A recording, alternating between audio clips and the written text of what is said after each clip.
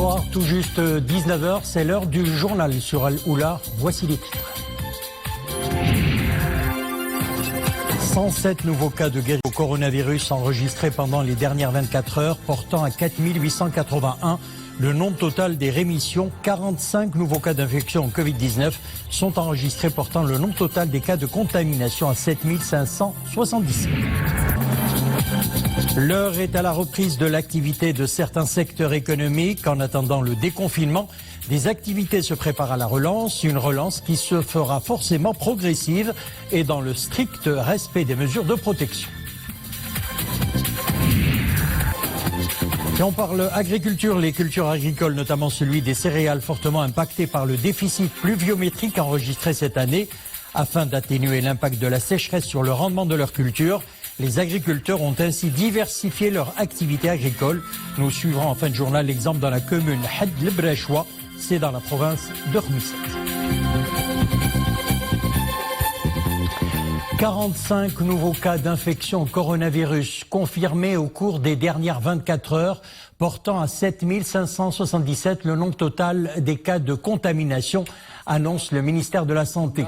Le nombre de personnes déclarées guéries s'est élevé jusqu'à 18h à 4881 avec 107 nouvelles rémissions, alors que le nombre des morts est passé à 202 après l'enregistrement de 2 nouveaux décès durant ces dernières 24 heures.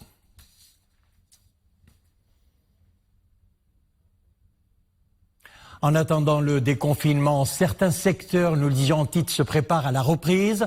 C'est le cas des restaurateurs, des libraires, des buralistes ou encore des chauffeurs de taxi. En tout cas, toute reprise sera progressive et dans le respect des mesures barrières. Reportage Iman Ablou, Hassan Tabai, Abdel Fattah Souine. Agdel, un des quartiers les plus animés de la capitale avant le confinement. Le quartier est commercial par excellence. Ici, certains restaurateurs se préparent à la reprise de leur activité une fois le déconfinement décrété, dans le strict respect des précautions exigées en temps de pandémie. Nous nous préparons à une prochaine réouverture dans la perspective de la levée du confinement. Nous devons reprendre dans des conditions optimales pour préserver la santé de nos employés et de nos clients. Dans l'attente du déconfinement, d'autres commerces s'apprêtent tout aussi à la reprise, comme les kiosques et les librairies. La distribution des revues et des journaux reprend peu à peu. Si tout va bien, elle doit s'accélérer après le confinement. Ce sera d'une grande importance pour que les ventes reprennent dans de meilleures conditions. Changement de décor. Au quartier à Qoub El Mansour de Rabat, les conducteurs de taxi se font dépister pour pouvoir eux aussi reprendre le travail sans risque de contamination. Nous sommes ici pour nous faire dépister. Cela nous permettra de nous protéger et protéger nos clients à bord de nos véhicules. Je viens de me faire dépister. J'espère qu'on pourra bientôt reprendre. De toute façon, tout sera progressif. Cette opération s'étale sur 2 jours, durant lesquels nous avons procédé à des tests de laboratoire au profit de 3205 personnes au niveau de la ville et parmi les bénéficiaires, 1717 conducteurs de taxi. Reprendre doucement, mais sûrement, c'est tout l'enjeu du combat face au Covid-19. Seul un engagement collectif est susceptible de renverser la vapeur et venir à bout d'une pandémie qui a paralysé pendant plusieurs semaines l'activité économique au niveau national. Et pour accélérer la cadence des tests de dépistage du virus, les laboratoires sont mobilisés pour relever le rythme de cette opération. Un laboratoire mobile d'analyse de biologie moléculaire spécialisé dans le dépistage du nouveau coronavirus fait escale à Ifrane. L'opération de dépistage permettra d'atteindre les différentes communes et couvrir l'ensemble des zones isolées. Reportage Ahmed Fadeli, Oumaïma Ramli. À Ifrane, comme dans toutes les villes du royaume, la roue de l'économie s'apprête à tourner de nouveau à son rythme habituel. Pour garantir un retour dans les normes sanitaires, un dépistage massif s'impose et c'est justement pour cela que ce laboratoire mobile a fait escale dans la ville. Avant de reprendre notre activité, nous avons tous été dépistés dans le laboratoire mobile. C'est une initiative très louable. La nature de notre travail implique un contact direct avec les gens. Une équipe d'intervention s'est rendue au niveau des unités de production pour assurer des prélèvements. Cette équipe a rendu visite au niveau des banques et là aussi les taxieurs, les grossistes. Donc pas mal de sites ont été visés pour éliminer et pour faire des prélèvements. Au plus près des populations et des industriels, ce laboratoire effectue 300 tests de dépistage ciblés par jour. Un chiffre rendu possible grâce à un protocole spécial qui permet de gagner en temps et en efficacité. Dans les laboratoires mobiles, nous utilisons une nouvelle technique. Nous n'avons plus recours à l'extraction de l'ARN, ce qui nous permet de faire des économies de temps. Désormais, nous obtenons les résultats au bout de 2 ou 3 heures. Cette nouvelle technique est également sûre au niveau biologique. Pour le chercheur, il n'y a aucun risque de contamination. Alléger la pression sur les grandes structures de dépistage de la région Fès-Meknès, c'est l'enjeu de cet élargissement des tests Covid-19. Ces laboratoires itinérants sillonneront toutes les zones reculées du royaume. Si la pandémie entraîne inquiétude et questionnement chez les adultes, les enfants sont aussi directement touchés par cette crise sanitaire. Le rythme de vie est suspendu. Alors comment apaiser leur anxiété et faire en sorte que leur confinement rime avec créativité et épanouissement? Pour avoir des éléments de réponse, notre équipe est allée à la rencontre d'une maman psychologue. Notre équipe s'est rendue à son domicile. Voyons tout cela dans le reportage signé Abdelmjid El-Hallaoui, Mohamed Nasseri sur le commentaire de Mounia Marouche.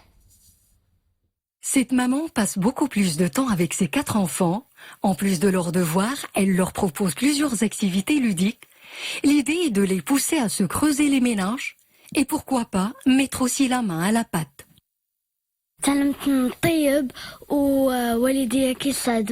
J'ai appris beaucoup de choses, quand par exemple cuisiner certains plats. Je m'acquitte aussi de mes devoirs sous le regard attentif de mes parents.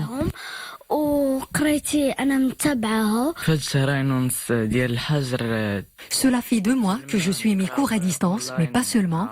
Je pratique aussi le sport à domicile, je regarde un peu des films et je joue avec mes frères et sœurs.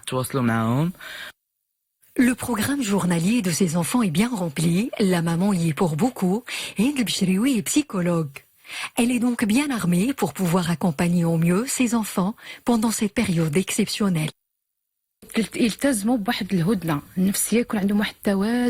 Les parents doivent apprendre à rester zen et plus calmes pour communiquer à leurs enfants une énergie positive durant cette période un peu sensible. Si par contre nous sommes stressés, nos enfants le seront aussi. Il faut surtout profiter au maximum de cette parenthèse, se rapprocher encore plus de nos enfants et partager leurs préoccupations.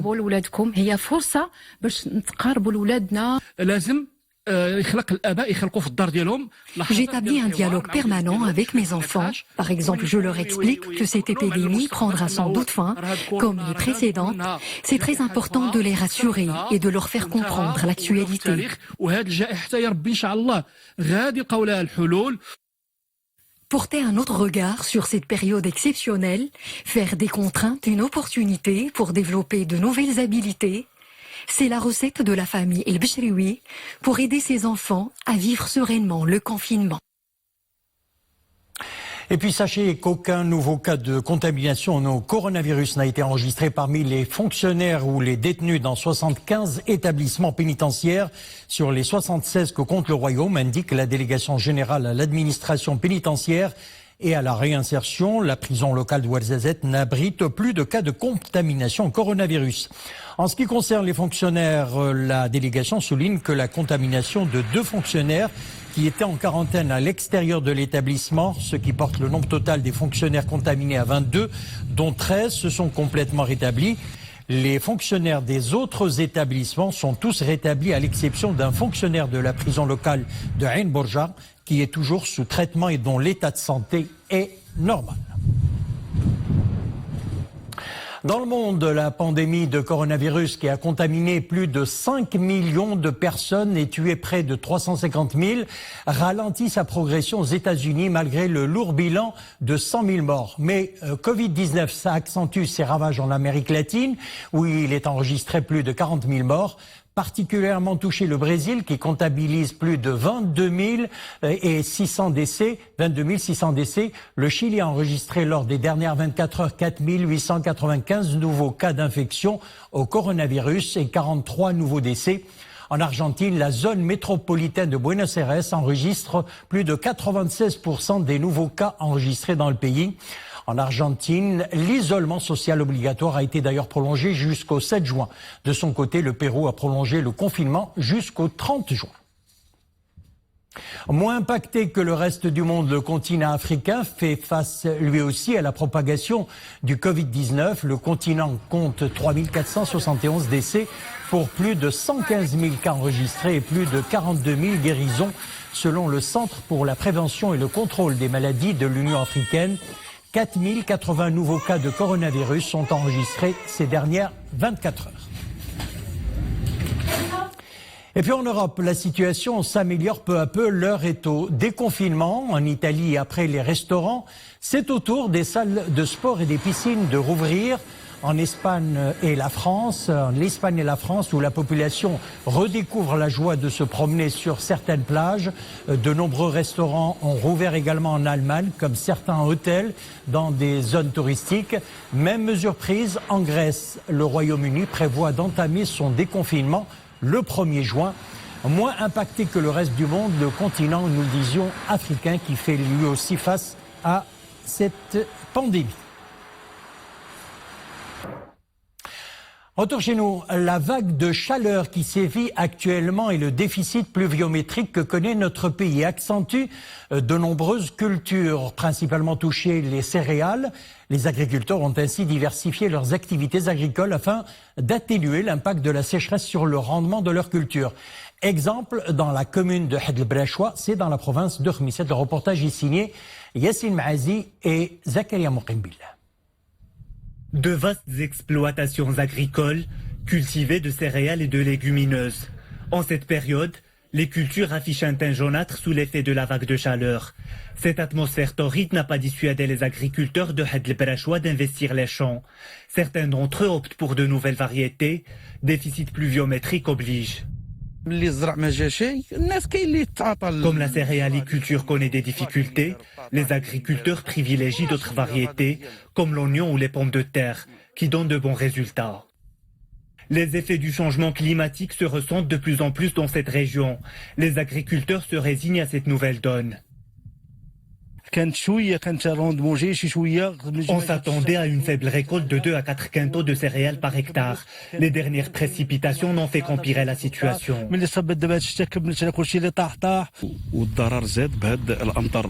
Les cultures de céréales et de légumineuses ont été endommagées par les récentes pluies. Comme vous voyez, malgré la crise sanitaire, les agriculteurs continuent à travailler. Certains rasent les champs de blé qui ne donnent rien cette année. Visiblement, les agriculteurs s'adaptent comme ils peuvent à ces aléas climatiques. Ils essaient ainsi de tenir bon et de garder espoir en de meilleurs lendemains. Tradition, parlons météo à présent. La chaleur persistera encore demain sur plusieurs provinces du royaume. Le thermomètre affichera entre 38 et 43 degrés dans les provinces d'Aousserd, Oued Dahab, Boujdour, La'youn, Smara, Assazag, 38 à 43 à Tata également, Teroudant, Marrakech, Rahamna, Qal'at Sragna, Fqi Ben Salah, Bni Mellal, Sidi Qassem, Sidi Simen et Khmisset.